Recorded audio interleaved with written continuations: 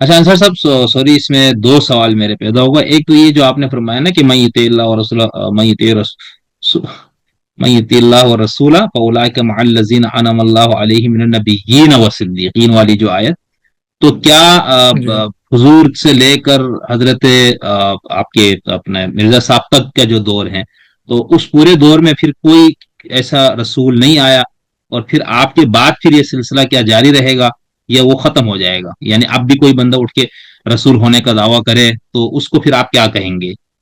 کیونکہ اس آیت سے تو یہ استدلال ہو رہا ہے نا کہ یہ تو قیامت دیکھیں، تک کا فلسفہ ہے. جی جی جی. جی ہمارا یہی عقیدہ ہے کہ یہ قیامت تک جاری ہے.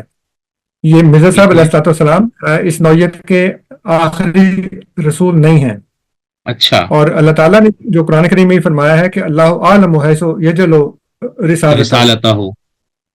اللہ بہتر جانتا ہے جس کو چاہے بنا دے. ہم تو اس کا ہاتھ نہیں پکڑ سکتے کہ بناؤ، اور نہ ٹھیک ہے. کہہ سکتے ہیں کہ بنا دو، اور فلاں ٹھیک. کو بنا دو اور فلاں کو نہ بناؤ، یہاں بناؤ وہاں نہ بناؤ، اس کو بناؤ اس کو نہ بناؤ. یہ اللہ تعالیٰ کا کام ہے. ذالک فضل اللہ یؤتیہ من یشاء، اللہ کا صحیح فضل ہے صحیح. جس کو چاہے دے. یہ تو ٹھیک. کوئی پابند نہیں کر سکتا اللہ تعالیٰ کو. اس لیے حضرت مسیح موعود علیہ الصلوۃ والسلام کے بعد بھی آ سکتے ہیں. یہ امکان اب تک موجود ہے. جب تک بشر موجود ہے تب تک امکان موجود ہے. تو ایک چیز ہوتی ہے نہیں تو امکان اور ایک چیز ہوتی ہے خبر. جی، یہی تو میں اس میں پوچھنا چاہ فرق رہا ہے. تھا. ٹھیک. امکان یہ ہے کہ امکان تو ہے، خبر یہ ہے کہ حضور صلی اللہ علیہ وسلم نے وہ جو ابو داؤد کتاب الملاحم میں حدیث ہے کہ لیس بینی و بینہ نبی، کیونکہ بعض لوگ یہ اعتراض کرتے ہیں.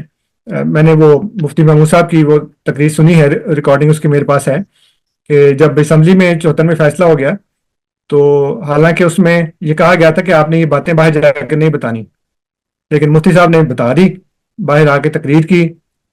اور انہوں نے کہا کہ جب مرزا ناصر آئے تو ہم نے ان سے پوچھا جی کہ آپ مرزا صاحب کو اپنے دادا جان کو نبی مانتے ہیں؟ انہوں نے کہا جی بالکل.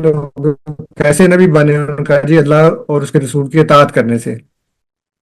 تو انہوں نے کہا اچھا، تو اس کا مطلب یہ ہے کہ ابو بکر نے، عمر نے، عثمان نے، علی نے، کسی نے اطاعت نہیں کی کہ وہ ان کو نبوت کا درجہ مل جاتا. کیونکہ اس سے پہلے وہ یہ بیان کر چکے تھے کہ جب حضور تشریف لائے ہیں اسمبلی کے اندر تو جو ممبران تھے وہ کرنے کے کہ مولوی صاحب سفید داڑھی سفید پگڑی، اور جب نبی کریم صلی اللہ علیہ وسلم کی بات کرتے ہیں تو درود پڑھتے ہیں، قرآن کی آیتیں پیش کرتے ہیں، تم کہتے ہو کافر. مولوی صاحب یہ کیسے ہو سکتا ہے؟ تو وہ کہنے کے کہ میں تو بڑا پریشان ہو گیا کہ یہ تو بڑا کام خراب ہو گیا، مجھے نیند نہیں آتی تھی رات کو. تو پھر میں نے ان سے پوچھا جی کہ کیسے وہ نبی بنے؟ تو انہوں نے کہا جی اللہ اور اس کے رسول کی اطاعت سے. تو انہوں نے کہا کہ پھر ہم نے کہا کہ اچھا تو ابو بکر اور عمر اور عثمان نے کوئی اطاعت نہیں کی تو وہ نبوت کیوں نہیں ملی؟ اس سے سنی جو تھے نا ان کا جو ذہن صاف ہو گیا.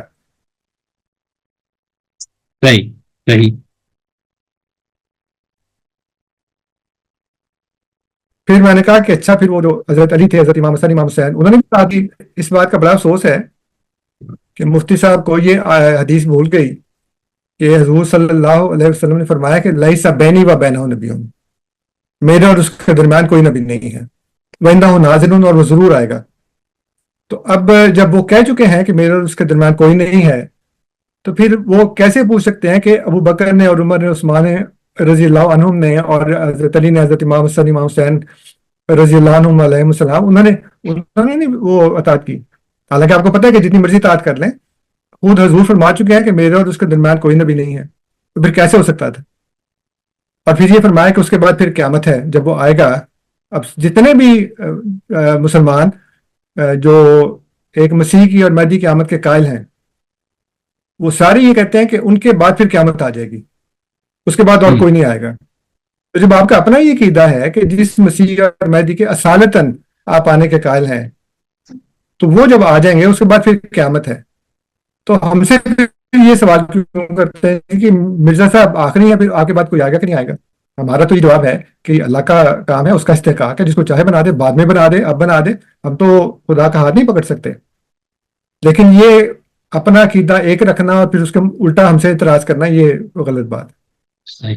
بہت اچھا. اچھا سر، یہ میں نے حدیث یہ گوگل کر کے وہ نکال لی میں نے حدیث، جو آپ جس حدیث کا بیان فرما رہے تھے کہ لیس بینی و بین عیسیٰ نبی، میرے اور عیسیٰ کے درمیان نبی نہیں ہے، وَإِنَّهُ نَازِلٌ، اور وہ آنے والا ہے، نازل ہونے والا ہے. فَإِذَا رَأَيْتُمُوهُ فَاعْرِفُوهُ. یہ آپ اس حدیث کی طرف اشارہ فرما رہے ہیں. یہ مختلف الفاظ سے آئی ہیں. جو میں نے پڑھی ہے ابو داؤد کتاب اللہ میں، اس میں عیسیٰ کا لفظ نہیں ہے، اس میں ہے لیس بینی و بینہ نبی اچھا، وَإِنَّهُ یہ نازل. اصل میں صحیح. لیکن اگر عیسیٰ کا لفظ ہو بھی، فرض کریں اگر عیسیٰ کا لفظ ہو بھی، ہاں، یہ تو ابو قرآن داؤد، کریم تو عیسیٰ احمد. علیہ السلام، ٹھیک. جی جی قرآن جی. کریم جو ہے وہ تو عیسیٰ علیہ السلام کی وفات کا صریح اعلان کرتا ہے. اس لیے ہم یہ نہیں صحیح. کر سکتے کہ قرآن تو یہ کہے کہ وہ فوت ہو گئے ہیں، اور حدیث میں چونکہ عیسیٰ کا لفظ آ جائے. ابھی آج صبح میری بات ہو رہی تھی، تو میں نے کچھ غیر احمدی بیٹھے ہوئے تھے ٹک ٹاک کے اوپر، تو وہ مجھ سے یہی بات کر رہے تھے. تو میں نے کہا میں کئی دفعہ یہ بتا چکا ہوں کہ احادیث روایت مانوی ہیں، ٹھیک ہے، اور بالکل ایسا ہی ہے. قرآن روایت لفظی ہے. تو جو قرآن ہے وہ لفظ بلفظ جیسا جبرائیل علیہ السلام نے حضور صلی اللہ علیہ وسلم کے اوپر وحی کیا، ویسا آپ نے ڈکٹیٹ کروایا، اپنے جو کاتبین تھے ان کو لکھوایا، اور ویسے ہی ہمارے پاس آج موجود ہے لفظ بلفظ. لیکن احادیث جو ہیں اس میں خود جو لکھنے والے ہیں وہ یہ کہتے ہیں کہ قال رسول اللہ صلی اللہ علیہ وسلم او کما قال. ایسا ہی. انہوں نے یہ کہا یا کچھ اس ایسا طرح ہی. کا کہا. وہ اور روایت لفظی تو ہے ہی نہیں. وہ کسی نے سنا، اس کو کچھ لفظ بھول گیا. آپ کو پتا ہے کہ مختلف طرق پہ ایک ہی حدیث جو ہے نا، مختلف طرق سے مختلف الفاظ سے وہ روایت کی جاتی ہے. تو اس کا مطلب یہ ہے کہ وہ الفاظ بین ہی نبی کریم صلی اللہ علیہ وسلم کی زبان مبارک سے نہیں نکلے. مفہوم ایسا ہی. لوگوں نے اخذ کیا اور پھر اس کو اپنے الفاظ میں بیان کر دیا. بالکل ایسا ہی ہے. تو یہ کہنا کہ جی چونکہ وہاں پہ ایسا لکھا ہے تو عیسیٰ ہونے چاہیے، تو آپ قرآن سے پہلے اس کو جج کر لیں کہ قرآن تو یہ کہتا ہے کہ وہ ٹھیک. فوت نہیں. ہو گئے. صحیح. فوت ہو گیا، اگر وہاں صحیح. عیسیٰ کا لفظ ہو بھی تب بھی وہ برات نہیں دی جا سکتی. صحیح.